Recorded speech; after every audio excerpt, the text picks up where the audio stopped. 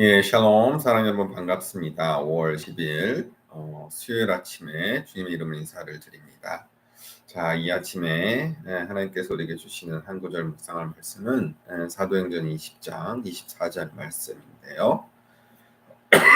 함께 읽어보겠습니다. 내가 달려갈 길과 주 예수께 받은 사명 곧 하나님의 은혜의 복음을 증언하는 일을 마치려 하면은 나의 생명조차 조금도 귀한 것으로 여기지 아니하노라. 다시 한번 읽어보겠습니다. 내가 달려갈 길과 주 예수께 받은 사명 곧 하나님의 은혜의 복음을 전하는 일을 마치려 하면은 나의 생명조차 조금도 귀한 것으로 여기지 아니하노라. 아멘. 자, 이 말씀을 가지고 주 예수보다 더 귀한 것은 없네 라는 제목으로 잠시 말씀을 묵상해 보도록 하겠습니다. 자, 이 말씀 아주 유명한 말씀이죠.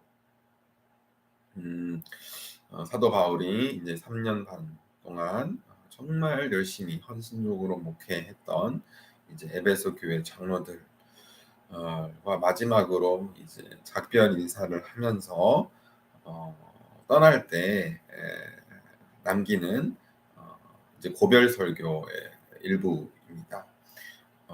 이제 바울이 예루살렘에 갔다가 이제 그곳으로부터 로마에까지 가서 이제 복음을 전하는 일, 그 선교적 사명을 감당하기 위해서 이제 오랫동안 헌신하고 또 눈물로 또 땀으로 또 마음으로 애쓰면서 가르치고 또 세웠던 에베소 교회 성도들과 헤어질 때 얼마나 이제 마음이 아프고 또 아쉬웠겠습니까? 자, 그런데도 불구하고 이제 바울은 자신이 짊어지고 있는 이 사명, 그렇죠? 하나님의 은혜의 복음을 증언하는 일, 그렇죠? 열방 가운데 이제 이방인의 사도로 부름받은 바울이었기 때문에 이제 로마에까지 가서 로마 제국의 심장부까지 가서 주의 복음을 전하는 일, 그 일을 마치기 위해서 자신의 생명을 내어놓고, 그렇죠? 정말 위태로운 상황을 직면하게 될 거거든요. 그럼에도 불구하고 두려워하지 않고 내가 로마에까지 가서 복음을 전하겠다고 나서면서 이제 정말로 이제 안타까운 마음으로 에베소 교회 장로들과 헤어질 때 이야기를 하는 겁니다. 오늘 말씀을 보면서 우리가 사도 바울의 정말 놀라운 마음가짐, 결이 어떻게 보면은 이제 그의 마음 중심, 가치관이 어디에 있는지를 잘 살펴볼 수가 있습니다.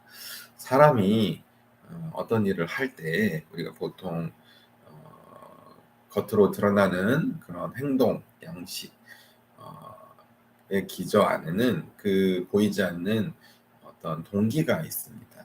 저 사람이 저렇게 행동하는 데는 어떠한 동기가 있고 또 어떠한 이유가 있고 원인이 있고 그 마음을 또 그 움직이는 것이 있기 때문에 그렇게 행동하는 거거든요. 그렇기 때문에 우리가 어떤 행동에 대해서 생각을 해볼 때 저 행동이 나타나기까지는 무엇이 그 마음 기저에 있는지 그것을 잘 헤아려 볼 필요가 있습니다. 분명하죠. 오늘 말씀의 사도 바울을 보면 정말 그 복음을 전하는 일에 자신의 생명을 내어줄 만큼 그가 헌신했다는 것을 알 수가 있습니다. 사실 뭐 여러 교회를 세웠지만 교회를 세우고 안정적으로 목회를 하고 많은 성도들의 사랑을 받고 또 지지를 받고 또 성도들이 이제 믿음 안에서 성장하는 모습을 보면서 아마 쉽게 그곳을 떠난다는 것은 있을 수 없는 일입니다. 안정적인 환경을 떠난다는 것, 그것은 쉬운 결정은 아니기 때문이죠. 그런데도 불구하고 바울은 늘 이렇게 보면 자처해서 본인 스스로가 선교지로 떠나갔습니다. 그리고 선교지에서 만나는 모든 상황들은 굉장히 위험천만한 일들이 많았어요. 실제로 목숨을 잃을 뻔한 적도 여러 번 있었고 돌 맞고 비난받고 채찍질에 몽둥이질에 온갖 수모와 또 역경을 다 감수하면서도 바울은 선교지를 향해 나아갔거든요. 그만큼 예수 그리스도 그 주님의 복음을 전하는 일이 그 어떠한 것보다도 바울에게 있어서는 굉장히 중요한 일이었고 자기 인생에 있어서 자기 평생을 걸 만큼 자기 생명을 걸 만큼 중요한 일이었기 때문입니다. 그러한 바울의 사도 바울과 같은 그런 위대한 전도자들 또 선교사들의 헌신이 있었기 때문에 오늘날 그리스도교가 이처럼 온 열방 가운데 퍼져나가지 않을까 싶습니다. 왜냐하면 많은 사람들도 비슷하거든요. 누군가를 통해서 배우고 누군가를 통해서 감명을 받고 또 누군가를 통해서 그 가치관을 전달받았기 때문에 그것이 어, 그 사람의 내면을 형성하는 그 무엇이 되었기 때문에 그 길을 쫓아가는 것이기 때문입니다. 제자들이 예수 그리스도를 바라보고 주님을 만나고 주님의 그 내면의 그 가치관을 알아보고 주님 안에 이루어진 하나님 나라와 또 주님께서 참된 구원자가 되시고 하나님의 아들이시라는 것을 알아보았기 때문에 제자들 또한 주님을 따르는 삶을 살면서 모두가 다 복음을 전하면서 순교할 수 있었고 오늘 말씀의 사도 바울도 마찬가지죠. 주님을 핍박하는 자에서 그렇죠. 주님을 따르는 자들을 이제 핍박하고 멸시하고 잡아서 죽이려고 했던 사람들 중 한 사람이었던 그가 주님을 만나고 완전 인생이 180도 바뀌게 되었던 거거든요. 어, 자기가 핍박하는 그 예수 그리스도 또 그를 따르는 사람들을 이제 죽이는 사람에서 다시 살리는 사람으로 그리고 예수님을 전하는 사람으로 완전 인생이 뒤바뀐 케이스입니다.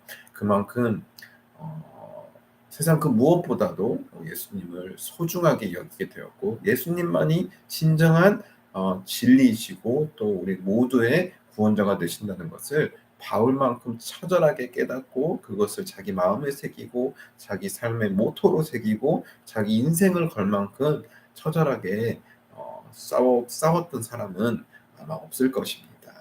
우리도 우리 삶의 동기들을 아마 잘 살펴보는 것이 참 중요한 것 같습니다. 우리도 물론 믿음 생활을 하고 있죠. 하지만 우리는 얼마만큼 정말로 하나님에 대해서 생각하고 그분의 아들이신 예수 그리스도를 우리 삶의 중심에 모시고 주님의 말씀 또 살아계신 주님을 섬기면서 살아갈 때 우리가 얼마만큼 우리 삶의 많은 행동들 또 어떤 방향성 이러한 것들이 예수님이 우리 삶의 동기가 되어지고 또 예수를 위해서 우리가 얼마만큼 헌신하면서 살아가는지 그것은 아마 우리 각 사람마다 다 다를 것입니다. 그럼에도 불구하고 정말로 우리가 주님의 은혜를 안다면 주님의 은혜를 받았고 깨달았고 또 주님 안에 거하는 삶을 살고자 한다면 우리 또한 사도 바울만큼은 아니다 할지라도 내 마음 중심에 주님을 위한 그러한 마음과 헌신과 섬김이 그 모든 행동 기절 가운데서 드러나야 하지 않을까. 적어도 우리가 말씀을 지키면서 살아야 되겠다. 주님을 쫓아가는 그런 삶을 살아야 되겠다. 라는 그런 마음이 우리 가운데 있어야 되지 않을까 싶습니다.